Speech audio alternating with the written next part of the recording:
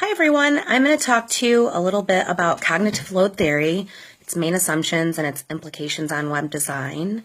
You'll see me glancing down because I wrote a lot of stuff down while I was reading and I don't have it memorized on a Sunday. So basically, let me move this so at least it looks like I'm looking at you. Cognitive load theory refers to the state of mentally attending to one or more tasks peripheral to the task at hand. Prime example, I'm trying to video myself talking to you, so I'm trying to pay attention to where I'm looking, which is incredibly difficult, while I look at my notes without making it look like I'm reading my notes. So I got a lot going on here. Let's talk about the total mental effort being used in my working memory as this is all going on, because that's what cognitive load theory is about. There are some basic assumptions. So there's the active processing assumption, which refers to the learner being actively engaged in the process of knowledge construction. There's the dual channel assumption, which is what I've probably been the most familiar with. It's basically our information's being processed into two separate channels. So you've got your auditory, verbal, and your visual, pictorial. It kind of makes me think about if you only say it to your students, they're not going to remember anything. And the more that you add on to besides just saying it, like if they see it and you say it, if they write it and they see it and you say it, the more they remember. Although, after reading a little more about cognitive load theory, you can overwhelm someone and a lot of stuff doesn't get learned, so there can be too much. There's also this limited capacity assumption, which says that the working memory is limited when processing new information and that these limitations disappear when information is from your long-term memory. So that makes a lot of sense.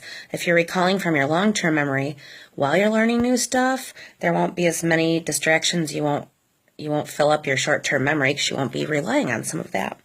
Now, there are three different types of cognitive load. There's intrinsic, extrinsic, and germane. So intrinsic is the amount of processing that's necessary to comprehend the material. Extraneous is all the information processing that's irrelevant to your instructional goals. And then germane is the formation and automation of schema when the learners engage in deep cognitive processing. So as a teacher, I want as much germane going on as possible. Now, there are some different effects of cognitive load. So there's the modality effect. So here's what I was kind of going on before we'll get to that. Combining text and pictures, people will learn better that way, especially when words are presented as speech versus on-screen text. So, hey, I'm talking to you instead of typing this. Maybe you'll get something from my information. There's also the coherence effect, which is when, here we go, people's learning is hindered when extraneous sounds, pictures, and words are used. So as a teacher, I thought as many mediums as possible would be better, and that's not necessarily true. You have to strategically choose the most effective mediums. Also, there's something called the redundancy effect, where you want to eliminate duplicate content information.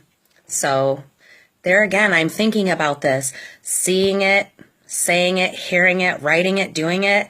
It's all redundant. Where's the line and what's too much? And I need to, again, really think about this as a teacher. There's also something that's called the split attention effect.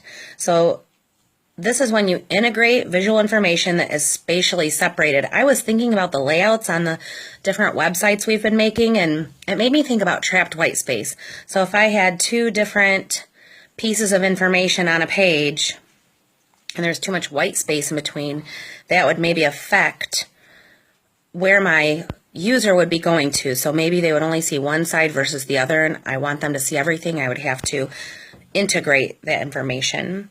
So anyway, going back to intrinsic, germane, and extraneous, that all together is the total cognitive load. So the germane is the part that's dedicated to processing, and I want my students, the stuff I'm teaching, to go into their long-term memory. I forgot what I was going to say. So if you ever see me in person, you can make fun of me for this a little bit. But our working memory, it's extremely limited, but our long-term memory is nearly unlimited. And for me, this just is validation for what I try to do with my students. I don't have them, I'm a math teacher, I don't have them just memorize steps to follow. For example, cross, multiply, and divide. I don't make them memorize it without telling them why. I don't make them memorize it at all. I don't even teach cross, multiply, and divide. I actually teach them how numbers work, why they work, how to manipulate them. I support multiple pathways to a solution, and this way the students build on their own experiences, their own knowledge, their own memory.